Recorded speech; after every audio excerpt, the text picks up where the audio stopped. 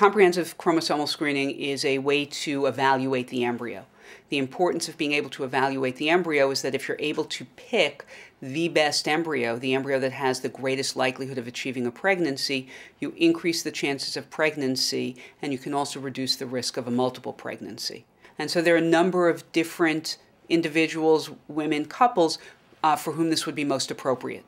And so certainly one example where it would be appropriate would be a couple where either the male or the female partner has a chromosomal rearrangement.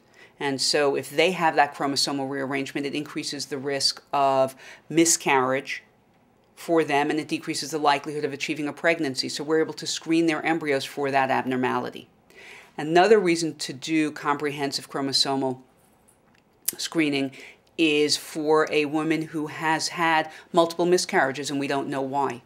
We also offer chromosomal screening to women who are slightly older. So women who are over 38, over 40, have a greater proportion of chromosomally abnormal embryos.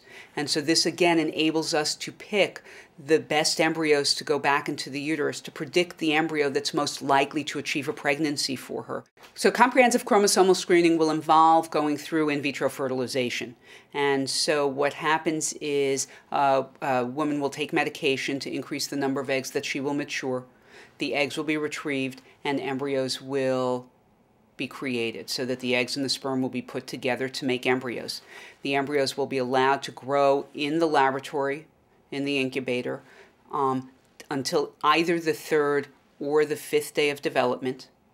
Each embryo will then be sampled, and a sample will then be analyzed for its chromosomal makeup. We do believe that the procedure is safe.